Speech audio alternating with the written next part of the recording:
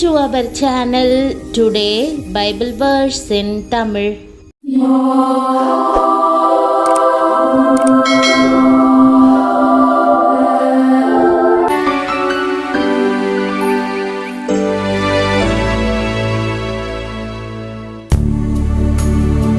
இன்றைய வசனம் 2 கொரிந்தியர் 1:22 கிறிஸ்துவுக்குள் பிரியமானவர்களே, நம்முடைய ஆண்டவரும் இரட்சகருமான இயேசு கிறிஸ்துவின் வல்லமையுள்ள நாமத்தில் உங்களை வாழ்த்துகிறேன். இன்றைக்கு திருமண நாள், பிறந்த நாள் அல்லது மற்ற முக்கிய நாட்களை கொண்டாடும் அனைவருக்கும் எங்கள் வாழ்த்துக்கள். இன்று தேவன் உங்களை அபரிமிதமாக ஆசிர்வதிப்பாராக.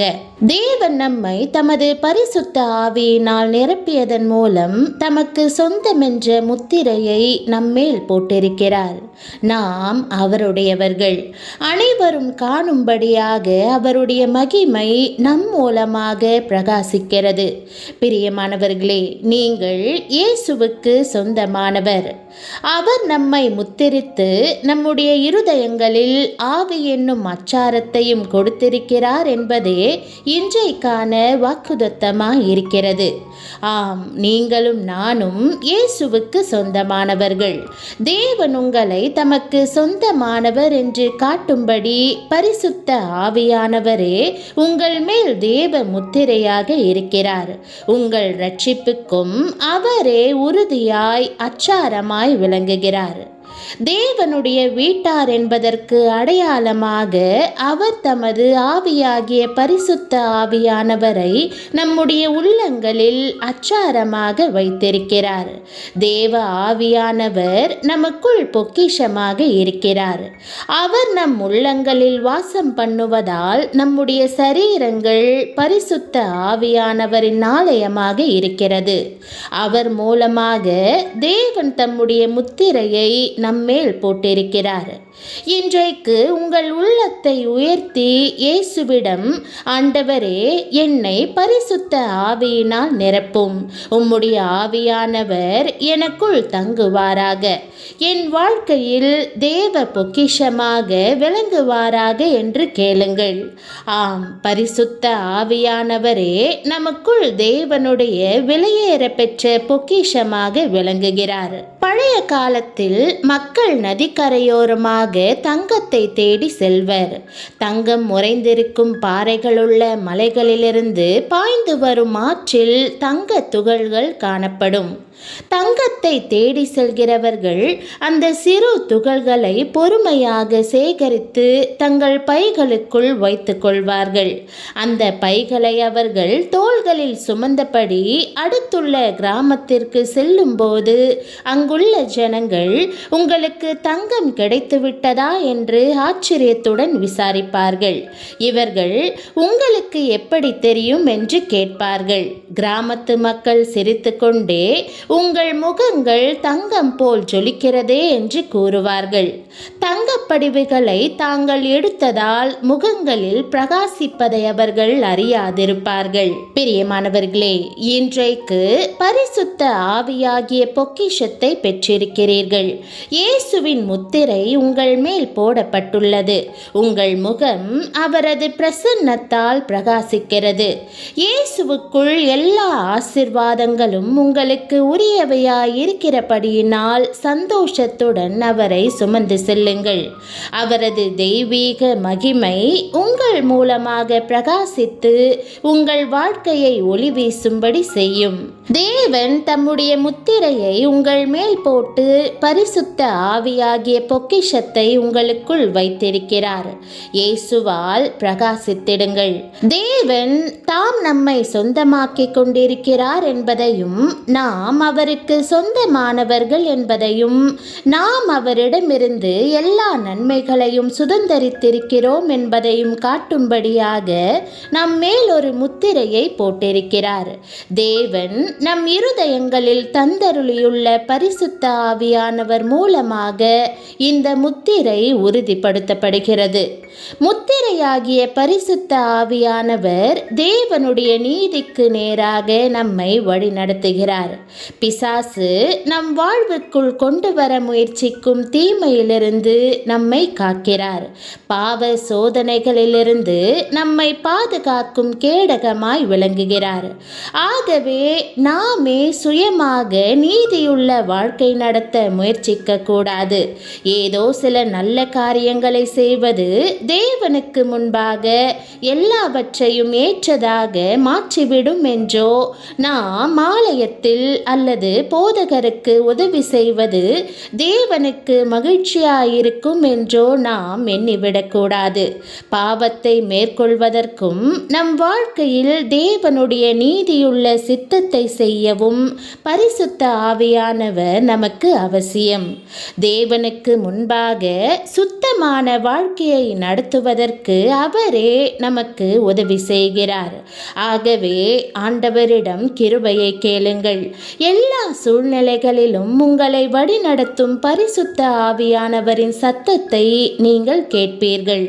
தாவீது பரிசுத்த ஆவியினால் பாதுகாக்கப்பட்டான். தேவ ஆவியினால் நிறைந்திருந்த அவனை ராஜாவாகிய சவுல் விரட்டினான். தாவீதின் உயிரை எடுப்பதற்கு விரும்பிய சவுல் தாவீதை இளைப்பாற விடாமல் ஒவ்வொரு இடத்திற்கும் விரட்டினான். ஆனாலும் ஓரிடத்தில் சவுல் தூங்குவதை தாவீது கண்டான். அப்போது சவுல் தாவீதின் கரங்களில் ஒப்பு கொடுக்கப்பட்டிருந்தான். தன் வாழ்க்கை அழித்து கொண்டிருந்த சவுலின் மேல் கோபம் கொண்டு எளிதாக அவனை தாவீது பழி தீர்த்து கொண்டிருக்க முடியும். மாறாக தாவீது பழி தீர்க்கும் தன் விருப்பத்தை விட்டுவிட்டு தேவ ஆவியானவருக்கு செவி கொடுத்தான். அவன், தேவனால் அபிஷேகம் பண்ணப்பட்டவர் மேல் நான் எப்படி கை போடுவது? சவுலே, நீர் தேவனால் ராஜாவாக அபிஷேகம் பண்ணப்பட்டவர், அதை நான் மதிக்கிறேன் என்று கூறினான்.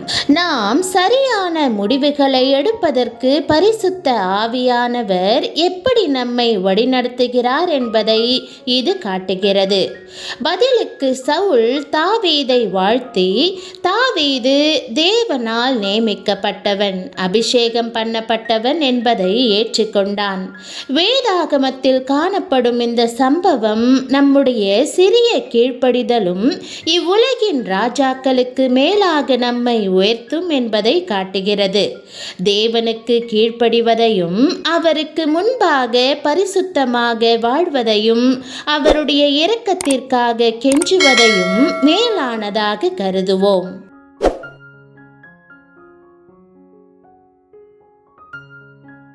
ஜெபம். அன்பின் பரம தகப்பனே, நான் உமக்கு சொந்தமானவள் என்பதற்கு அச்சாரமாக என்னை முத்திரித்ததற்காக உம்மை ஸ்தோத்திரிக்கிறேன்.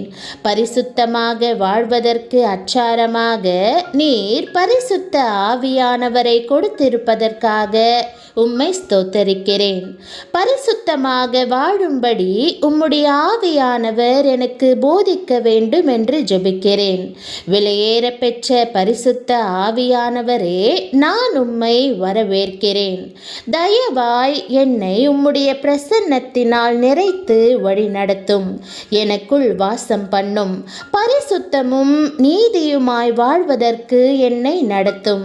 பாவத்தை என் இருதயத்தினுள் கேட்கும் பிசாசின் குரலை, மாம்சத்தின் சத்தத்தை மேற்கொள்ள வேண்டிய வல்லமையை எனக்கு தந்தருளும். நான் அனுதினமும் உம்மோடு நடக்கும்படி உம்முடைய நீதியை நான் காத்து கொள்ள உதவும். என் வாழ்வின் மேல் நீர் விலையேற பெற்ற பரிசுத்த ஆவியானவரை முத்திரையாய் போட்டிருப்பதற்காக உமக்கு நன்றி செலுத்துகிறேன். என் இருதயத்திற்குள் தெய்வீக பொக்கிஷமாக பரிசுத்த ஆவியை ஊற்றியதற்காக உமக்கு நன்றி செலுத்துகிறேன். ஆண்டவரே, என்னை முழுவதுமாக உமக்கு அர்ப்பணிக்கிறேன். உம்முடைய பிரசன்னம் தங்கியிருந்து பிரகாசிக்கும் ஆலயமாக என் வாழ்க்கை விளங்கட்டும். பொன்னானது தன்னை கண்டுபிடிக்கிறவர்களின் முகங்களை பிரகாசிக்க பண்ணுகிறது போல உம்முடைய மகிமை என் மூலமாக பிரகாசிக்கட்டும். நான் செல்லும் இடமெங்கும் என் முகமும் எண்ணமும் வாழ்க்கையும் உம்முடைய பிரசன்னத்தை வெளிப்படுத்தும்படி செய்யும்.